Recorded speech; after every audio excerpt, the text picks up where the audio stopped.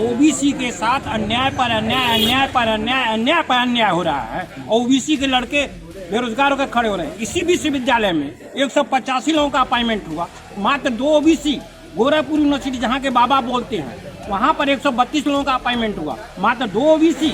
अभी जजों का अपॉइंटमेंट हुआ 132 लोगों का, 132 लोगों का, जिसमें से मात्र 2 या 3 ओबीसी। बाकी कहाँ गया मंडल, कहाँ गया कमंडल, कहाँ आ रहा। इस विधानसभा चुनाव में मतदान करना चाहिए और भारतीय जनता पार्टी की सरकार बनाना चाहिए। सही चुना था, सही चुनेंगे और यही चुना था, यही।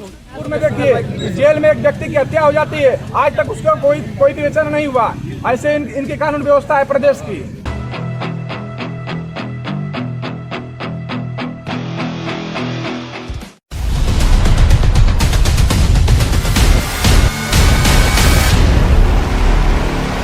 उत्तर प्रदेश विधानसभा चुनाव 2022 को लेकर के तमाम राजनीतिक पार्टियां अपनी अपनी तैयारियों में लगी हुई हैं।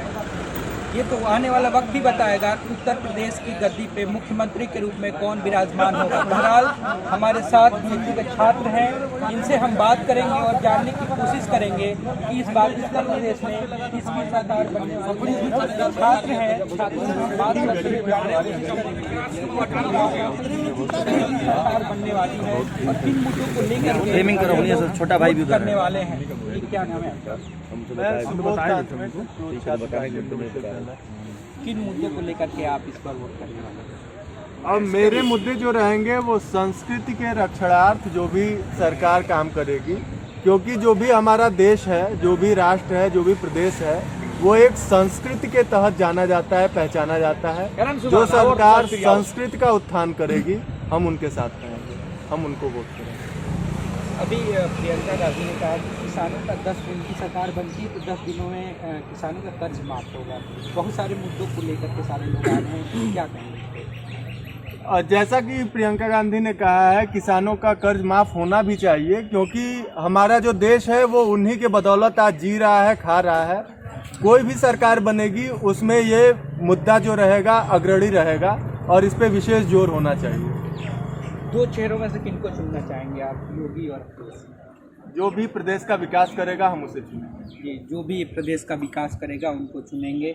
जी, अपना परिचय बताइए। मेरा नाम अतुल कुमार दुबे है, मैं शोध छात्र हूँ काशी यूनिवर्सिटी।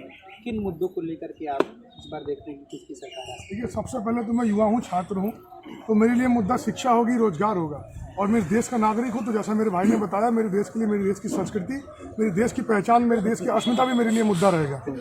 इसके लिए अगर मैं छात्र के तौर पर देखूंगा तो जो सरकार हमें रोजगार देगी और जिसने हमें रोजगार दिया है, जिसने शिक्षा पे काम किया है और जो मुझे लगता है कि जो शिक्षा पे काम करेगी, मैं उसे चुनूंगा। और मैं देखूंगा मेरी संस्कृति पे किस सरकार ने काम किया है, मेरे देश के जो जितने भी सभ्यताएं हैं उनको बचाने का काम जिस सरकार ने किया है, मैं उसको चुनूंगा। और आपको हमारे सबके सामने उजागर है सरकार कौन सा काम कर रही है।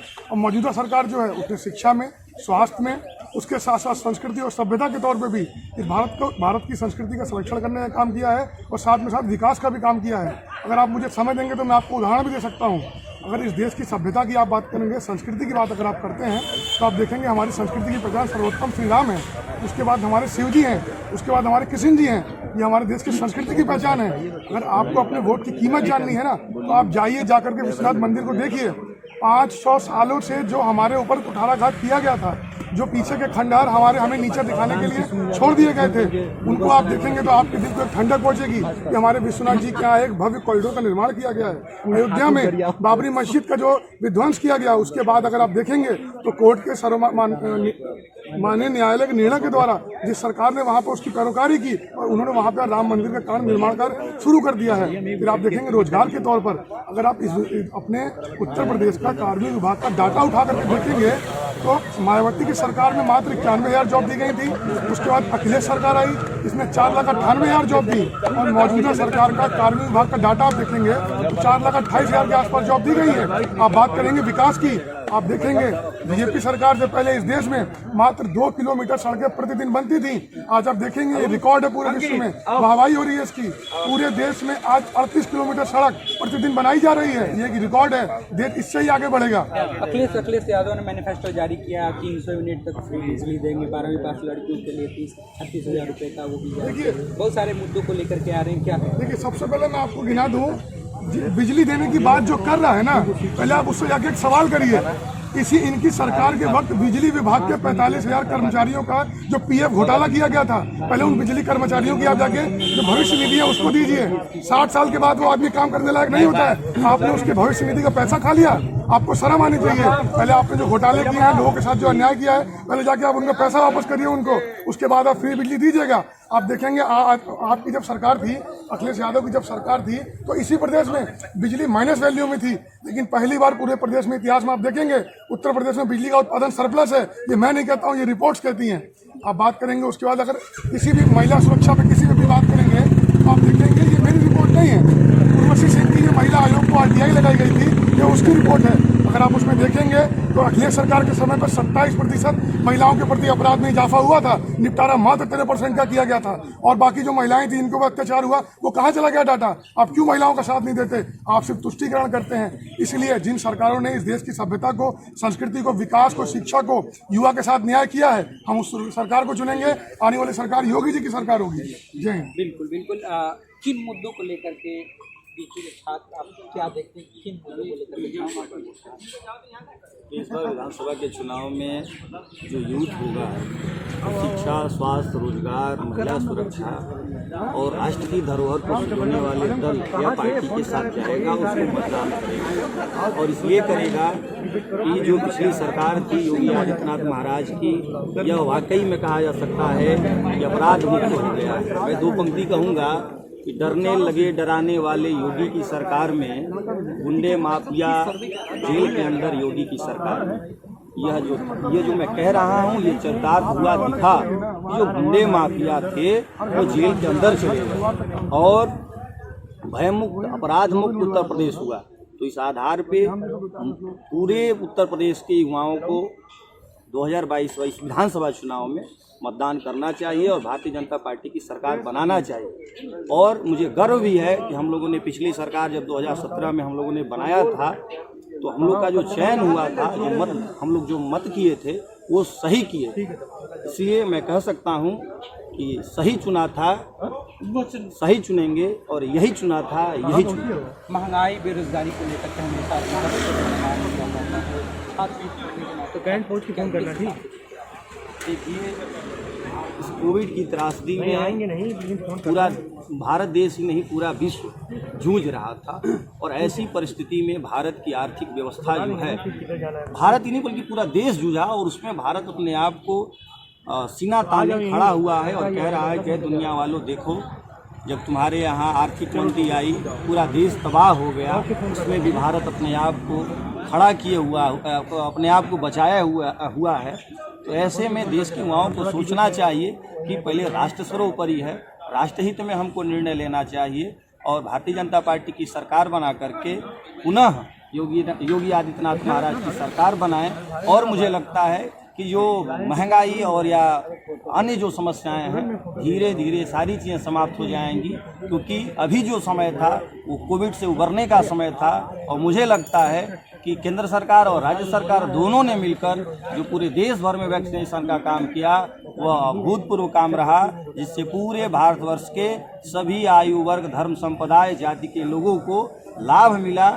इस आधार पे मैं कह सकता हूं कि भारतीय जनता पार्टी की सरकार बननी चाहिए, और जिससे कि उत्तर प्रदेश का विकास होगा और उत्तर प्रदेश के लिए हितकर होगा। जी बिल्कुल, कहना है कि उत्तर प्रदेश। अब भैया 2 मिनट थोड़ा आ जाइए, 2 मिनट भैया, 2 मिनट के लिए थोड़ा आ जाइए, अब ठीक जाऊँगा।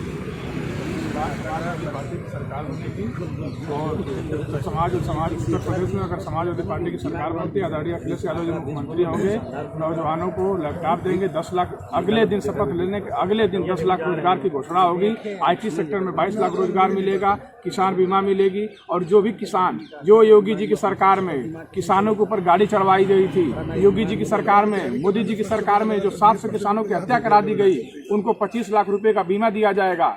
और बेरोजगारी दर आप देख सकते हैं, अभी कुछ ही दिन पहले की घटना इलाहाबाद में कैसे छात्रों के ऊपर लाठीचार्ज हुई थी। वो लाठी छात्रों के ऊपर नहीं, भारत के संविधान और भारत के भविष्य के ऊपर चार्ज हुई थी। और वो जो कि छात्र भारत की अहम भूमिका है, और आप देख सकते हैं कि योगी जी की सरकार में, भैया ने अभी बोले कि योगी जी की सरकार में गुंडों को जेल हो गई। मैं आपसे बता देना चाहता हूं कि इसी उत्तर प्रदेश में एक ऐसा भी गुंडा है जो जेल में रहते हुए भी क्रिकेट का उद्घाटन कर रहे हैं। मैं पूछना चाहता हूं योगी जी की सरकार से कि क्या उनके लिए जेल तोड़ दी गई थी? क्या वो जेल में नहीं रह सकते थे? कौन सी ऐसी सुविधा थी जो उनको नहीं मिली थी? उनको जेल में रहना चाहिए तो क्रिकेट का उद्घाटन कैसे कर सकते हैं? मैं योगी जी से सवाल कर रहा हूं। और अभी आप देख सकते हैं जो कोरोना महामारी आई थी, इस कोरोना महामारी में कैसे लोगों की लाश गंगा जी में लाशों का बंदरा बना हुआ था। आप देख सकते हैं योगी जी के विधायक सदन में बोलते हैं कि ऑक्सीजन से किसी की भी मृत्यु नहीं हुई थी। मैं आपको बता देना चाहता हूँ, मैं बता देना चाहता हूँ कि पूरे प्रदेश में सबसे ज्यादा मृत्यु ऑक्सीजन से हुई है। आप देख सकते हैं, पत्रकार मीडिया और न्यूज़पेपरों में निकला था फोटो सहित कि एक माँ अपने बेटों को मुंह से सांस दे रही थी। वो माँ रिक्शे पे लेके अपने हाथ से ठिठुरता हुआ लाश लेके जा रही थी। वो लाश नहीं ठिठुर रही थी, वो भारत का संविधान और भारत की मर्यादा घिस रही थी। चुनाव में वादे तो किए जाते हैं, क्या वादे पूरे किए जाएंगे? क्या समाजवादी पार्टी को वादे कर रही है वो पूरे करेगी? क्या मानते हैं? 100% पूरा होगा। आप देख सकते हैं समाजवादी पार्टी की सरकार थी, नौजवानों को 18 लाख लैपटॉप देने का काम किया गया। Police 1090 dial 100। आप देख सकते हैं पूरे प्रदेश में जितने जहां पे भी आप जाएंगे, किसी भी चौराहे पे खड़े होंगे 100 नंबर की गाड़ी आपको दिखेगी। अगर वो काम कोई किया है तो आदरणीय अखिलेश यादव जी किए हैं।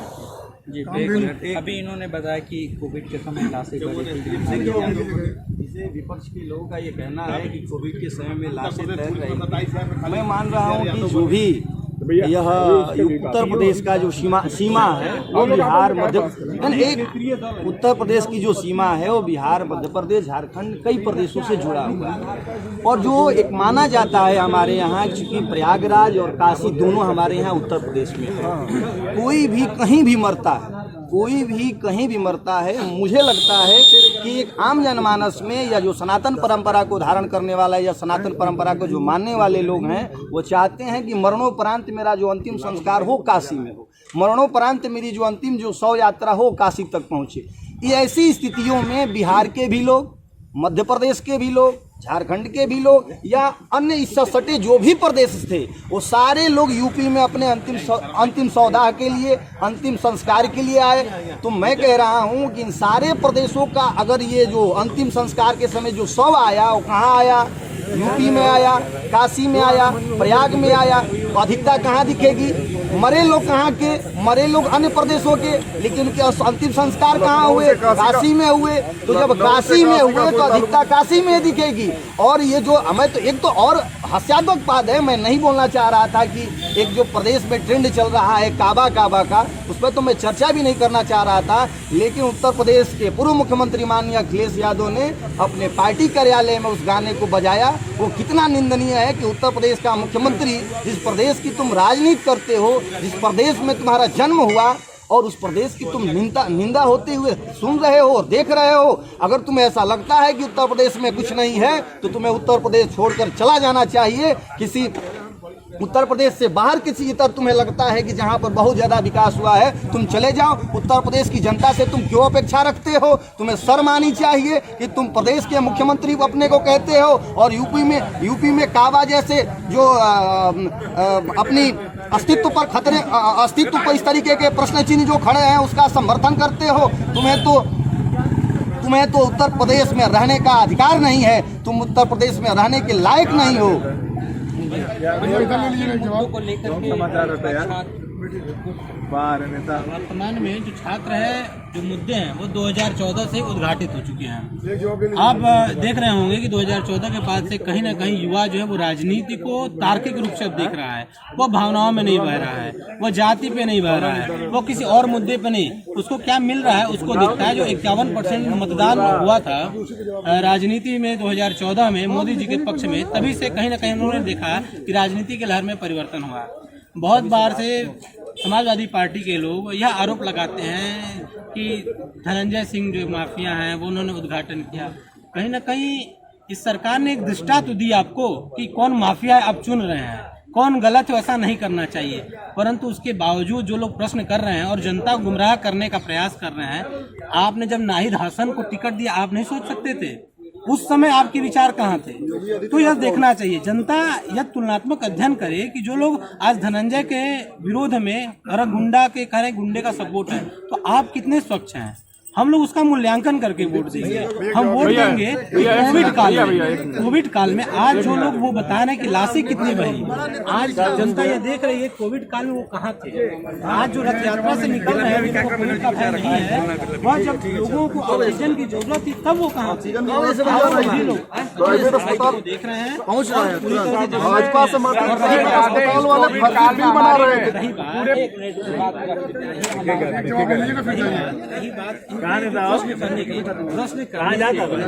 अखिलेश यादव जी और उनके जितने भी समर्थक यह भी देखे कि जब वो सबका साथ सबका विकास की धारणा को सोच रहे हैं, उसका अनुपालन करना चाह रहे हैं पर कर क्यों नहीं पा रहे हैं। आखिर क्या कारण है कि सर्व समाज उनके लिए नहीं खड़ा हो रहा है। कोई एक विशेष समाजवादी पार्टी का सपोर्ट क्यों कर रहा है। कहीं ना कहीं वो जनता में नहीं पहुंच पा रहे हैं। उनका ये बात है वो मुसलमान और यादव वोटों को अपनी ओर से आकर्षित कर पा रहे हैं, क्यों नहीं वो सभी समाज को कर पा रहे हैं। ऐसा प्रदेश की कानून व्यवस्था है, प्रदेश की कानून व्यवस्था है। हाथरस की घटना देखिए, एक बहन को बिना परिवार के इजाजत के उसको डीजल पेट्रोल जला दिया गया। इससे बड़ा घोर निंदनीय क्या है। गोरखपुर में देखिए जेल में एक व्यक्ति की हत्या हो जाती है, आज तक उसका कोई विवेचना नहीं हुआ। ऐसे इनकी कानून व्यवस्था है प्रदेश की।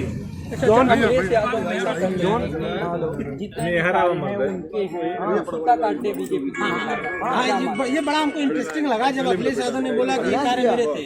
शुरुआत उन्होंने देखा कि कुछ दिन पापा चलाए, फिर चाचा चलाए, ये अपना लड़ाई झगड़ा किए, फिर लास्ट नवंबर के साइड ये इनको सत्ता प्राप्त हुई पूर्ण रूप से अखिलेश पाए सत्ता।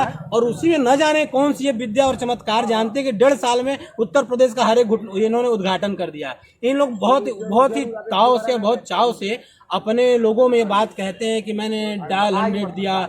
जब इन्होंने डायल 100 दिया वो नवंबर 2016 में दिया भैया। हाँ मैं बता दे रहा हूँ। आपने एक पूर्वांचल एक्सप्रेस पे बताता हूँ, एक पूर्वांचल एक्सप्रेस पे 2017 इनको नकार चुका है, काम बोलता है फिर भी ये सपना देख रहे हैं। अच्छी बात है, सपना देखना चाहिए। खैर हम आते हैं इनके इस पे डायल 100 पे। जब डायल 100 ये साहब शुरू किए, फीता काट दिए, दौड़ के फीता काटे और सिर्फ 4 जिलों में शुरू था।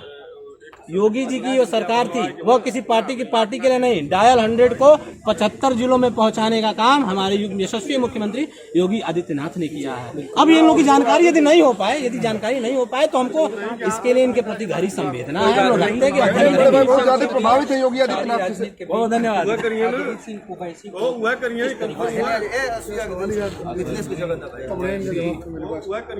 देश की राजनीति में एक अलग तकाजे के साथ चल रहे हैं और उनकी भाषा बड़ी अच्छी है, उनको इसलिए लोग सुनते हैं क्योंकि उर्दू लफ्ज़ुल-लुआब में होते ही होता है, थोड़ी अच्छी लगती है, लेकिन उनके भाव बहुत अच्छे नहीं हैं। और हालांकि उन्होंने बार बार यही बात की कि हमने कोई वैमनस्यता नहीं फैलाई है, लेकिन असदुद्दीन ओवैसी ही वो शख्स हैं जिन्होंने हिंदुस्तान की संसद में धर्म के आधार पर शपथ लेने को बढ़ावा दिया।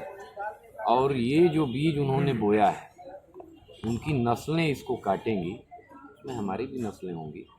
और असदुद्दीन ओवैसी आने वाले समय में एक मजहबी झगड़ा फैलाने के, मजहबी उन्माद फैलाने वाले बहुत बुरे व्यक्ति के तौर पर जाने जाएंगे। और उन पर ज़्यादा बातचीत उत्तर प्रदेश में इसलिए करने की ज़रूरत नहीं कि वो बी टीम है, उनका कोई मतलब नहीं है, बी टीमा है, एक वो सीट वो जीतेंगे नहीं, अपने ऊपर गोली चलवा करके गार्ड करते फना जमा के होते हैं अपना लाल शर्ट पहन के और पीला शर्ट पहन के और हरा शर्ट पहन के अलग अलग तरीके से चर्चा में रहे। तो उत्तर प्रदेश की राजनीति में कोई गंभीर आदमी नहीं है जिनके ऊपर बात।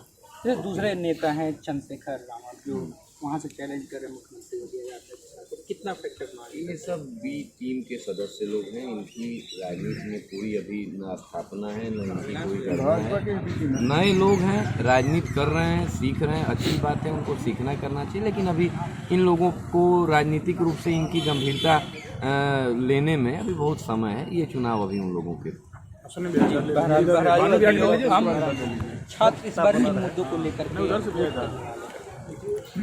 छात्र का मुद्दा जो होता है कि हर छात्र बेहतर शिक्षण संस्थान में बेहतर माहौल मिले, उसे शिक्षा पूरा करने के बाद माहौल मिले, जो कि उत्तर प्रदेश की योगी आदित्यनाथ की यशस्वी सरकार ने पूरा किया है। पिछले 5 सालों में 4.5 लाख से अधिक, 4.5 लाख लगभग सरकारी विभागों में नौकरियां मिली हैं। पर यह नौकरी और रोजगार और विकास ये सब मेरे लिए द्वितीयक मुद्दा है। ये सब विकास तो एक सतत प्रक्रिया है जो चलती रहेगी। मैं एक भारत का नागरिक और हिंदू होने के नाते मेरे लिए हिंदुत्व प्रथम प्राथमिक चीज़ है। और यह जो 21वीं सदी चल रही है, ये हिंदुत्व की सदी है। जो हिंदुत्व की सदी को लाने का श्रेय आज राष्ट्रीय स्वयंसेवक संघ से निकले आदरणीय प्रधानमंत्री नरेंद्र मोदी और हमारी नाथ संप्रदाय के महंत योगी आदित्यनाथ को जाता है, जिन्होंने इस देश को दिखाया है कि हिंदुत्व के रास्ते पर चलकर देश जो है कि विकास की जो रफ्तार को पकड़ सकता है, वो तुष्टिकरण की नीति से नहीं हमें क्या किन मुद्दों को लेकर के मुद्दा है वो है शिक्षा, स्वास्थ्य, रोजगार और अभी विकास की बात हो रही थी। तो पूर्ण रूप से योगी आदित्यनाथ की सरकार विकास के मुद्दे पर फेल रही है। मैं आपको बता रहा हूं कि जब 4 साल कार्यकाल पूर्ण हुआ था इस सरकार का, तो कई मुख्य अखबारों के मुख्य पृष्ठ पर ऐड आया था, जिसमें एक फैक्ट्री और एक रनवे का फोटो दिया गया था और उस पर के ऊपर हेडिंग था कि मुख्यमंत्री जी के नेतृत्व में बदलता उत्तर प्रदेश। तो वो जब उसका बाद में समीक्षा की गई, तो वो जो रनवे था वो कोलकाता से नकल किया गया था और जो फैक्ट्री थी वो अमेरिका की एक फैक्ट्री थी। तो ऐसे इस तरीके से पूर्ण रूप से उत्तर प्रदेश की जनता इस चीज़ को समझ रही है कि इनका कोई विकास नहीं है। अगर इन्होंने सच में विकास किया होता तो वो इनको क्यों नकल करना पड़ा पश्चिम बंगाल की जो रनवे था और अमेरिका की फैक्ट्री से। अभी डायल 100 की बात हो रही थी, भैया बता रहे थे कि उसको जो डायल 100 था एंडिंग में दिया गया। तो उस तरीके से तो बहुत सारी योजनाएं हैं जो योगी आदित्यनाथ जी ने सरकार खत्म होते होते किया है। और जो डायल 100 था वो एक बहुत आप बोल सकते हैं कि उत्कृष्ट व्यवस्था थी लोगों के लिए, लेकिन उसका योगी सरकार ने इस तरीके से दुरुपयोग किया है। लोगों को आपस में लड़ाने की बात हो या उससे धन वसूली की बात हो, गरीब जनता का पूर्ण रूप से शोषण किया गया है। अभी ज्वलंत मुद्दे पर बड़े भाई लॉ एंड ऑर्डर पूर्ण रूप से बनवाएगा, राम मंदिर भी बन रहा है, क्या राम मंदिर कोई सरकार का वो नहीं है। राम मंदिर कोर्ट का मामला था, वहां से डिसीजन मिला, राम मंदिर बना, उसका हम भी समर्थक हैं। राम मंदिर बना, अच्छी बात है। लेकिन जब राम मंदिर राम की एक तरीके से अपमान तब हुआ जब राम मंदिर के चंदा के नाम पर वहां चंदा चोरी की गई। और आप बता रहे थे काशी विश्वनाथ कॉरिडोर की बात कर रहे थे, तो वहां पर 300 सांस्कृतिक पुरानी मूर्तियों को तोड़ा गया। तो एक तरीके से तो कहा जाए तो वो सबसे बड़ा जो एक तरीके से कहा जाए तो ये सरकार पूर्ण रूप से कॉरिडोर के नाम पर अपने जो संस्कृति है उसको भी सांस्कृतिक लोगों को भी गुमराह करने का काम कर रही है। अभी बड़े भाई बता रहे थे कि अखिलेश यादव जी एक नेहा सिंह राठौर की बात कर रहे थे, तो उन्होंने बता रहे थे, ज्वलंत आलोचना कर रहे थे कि उन्होंने वहां पर चलाया, लेकिन वो तो एक युवा का मनोबल बढ़ा रहे हैं। और लोकतंत्र की हत्या तो तब होती है ना जब योगी आदित्यनाथ जी बोलते हैं कि मैं गर्मी मई और जून के महीने में शिमला बना दूंगा उत्तर प्रदेश को। तो ये कतई एक मुख्यमंत्री के लिए निंदनीय है, कभी शोभा नहीं देता किसी मुख्यमंत्री के। इतना ही अगर कॉन्फिडेंस था गठबंधन के आसपास का क्या है, इनके लिए नेता के लिए ममता बनर्जी भी सामने आ रही है, क्या लगता है किस फैक्टर? देखिए, ये जो लड़ाई है 2022 की, ये 2022 उत्तर प्रदेश विधानसभा देश बचाने का चुनाव है। पूरा उत्तर प्रदेश की जनता ने मूड बना लिया है और पूर्ण बहुमत से समाजवादी पार्टी की सरकार बनने जा रही है। 350 प्लस सीटें आ रही है। 350 प्लस सीटें आएंगी। सबसे पहले तो मैं आपको बता दूं कि ये जो वर्तमान सरकार है छात्रों के हित में सोच रही है और इसका एक लॉन्ग टर्म विजन है। अभी जो बाकी दल है जैसे सपा बसपा ये सब क्षेत्रीय दल है, इनके जो जनाधार है वो कुछ क्षेत्रों तक सीमित है, जबकि भाजपा एक राष्ट्रीय पार्टी। आप देखते हैं कि जब मंडल कमीशन लागू हुआ उसके बाद से सब्जी की दुकानों की तरह ये लोग जगह जगह क्षेत्रीय पार्टियों का गठन हो। इनका मूल लड़ने का आधार सिर्फ और सिर्फ आरक्षण है। अब ये जातिगत आंकड़े की मांग कर रहे हैं, अगर इनकी सरकार आएगी कल गए और ज्यादा केंद्र पे प्रेशर बनाएंगे और इस तरीके से ये चाह रहे हैं कि आरक्षण में फिर अभी देखिए जो राजभर जी है इनका गठबंधन किससे है? अखिलेश यादव से। अखिलेश यादव से इनका देखिए कैसे गठबंधन से ये कह रहे हैं सामाजिक न्याय समिति की हम रिपोर्ट लागू करेंगे। अब बताइए सामाजिक न्याय समिति की रिपोर्ट किससे लागू करवाने की अपेक्षा कर रहे हैं? अखिलेश यादव से। सोचने वाली बात है कि वही अखिलेश यादव जब प्रोन्नति में आरक्षण की बात हुई थी तो उसका ऑर्डिनेंस फाड़ के फेंक दिया गया था उन्हीं के पार्टी के विधायक द्वारा। अब सोचिए कि जब ये चीज लागू होगी तो किसका आरक्षण मारा जाएगा? कुर्मी और यादव, और यही डोमिनेंट क्लास है जो सपा का वोट बैंक है। तो इस तरीके से जब वो रिपोर्ट लागू होगी तो क्या ये अखिलेश यादव इस चीज को बर्दाश्त कर पाएंगे कि उनके हाथ का वोट बैंक खसक के और जो है राजभर के पास चला जाए? तो क्या कोई पार्टी एक छोटे से दल को मजबूत करके खुद को कमजोर करेगी? ये गठबंधन तभी तक है जब तक चुनाव के नतीजे नहीं आए। जिस दिन चुनाव के नतीजे आ जाएंगे या तो ये बाद में भी अगर चीजें अगर इनके फेवर में भी जाती हैं तो रसाकसी चलती रहेगी, एक साथ ये लोग नहीं बनने वाले। महंगाई और बेरोजगारी को लेकर के हमेशा हमला किया गया है, क्या लगता है ये चैलेंज रहा? नहीं, चैलेंजिंग तो है, बिल्कुल है। और भविष्य को अगर हम देखें तो देखिए महंगाई का जो ग्राफ है ये कई सारे फैक्टर्स पे डिपेंड करता है, कुछ इंटरनल भी है कुछ एक्सटर्नल भी है। और इस समय एक्सटर्नल फोर्सेस काफी आ रही है, जैसे अभी पेंडेमिक का सिचुएशन चल रहा है, इस समय जो लोग विकास का भी ग्राफ देख रहे हैं, देखिए जेन्युइन सी बात है कि पहले के तुलना में इन 5 सालों के जो कार्यकाल की जो लोग चुनौती दे रहे हैं, थोड़ा सा रिजल्ट में ऊपर नीचे होना स्वाभाविक है। कारण है कि इतना बड़ा समय तक हम लोग लॉकडाउन रहा, अभी भी कहीं ना कहीं चीजें पूरी तरीके से ओपन नहीं हो पाई है। तो 2-3 साल से तो लगातार हम पेंडेमिक से जूझ रहे हैं।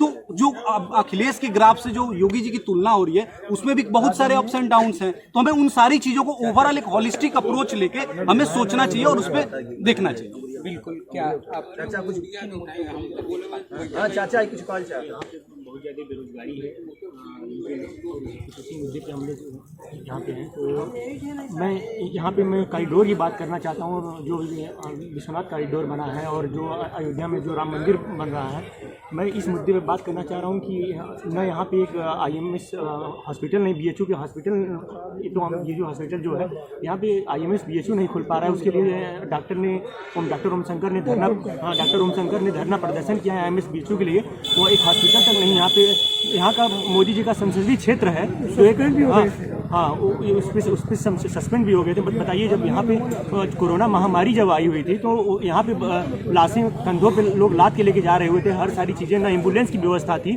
ना ऑक्सीजन की व्यवस्था थी। यहाँ पे सरकार एकदम त्राइमाम सब हो गया हुआ था कोरोना काल में। तो यहाँ पे एक IMS जो कॉरिडोर से ज़्यादा सबसे ज़्यादा जरूरत तो यहाँ पे हॉस्पिटल की जरूरत थी, स्वास्थ्य की जरूरत थी, जो अभी महामारी में सीधे पता चल रहा है कि लोग कैसे बेहाल हुए थे कोरोना से। तो इस मुद्दे पे और जो रोजगार है, रोजगार के खाते के लिए क्या शिक्षा और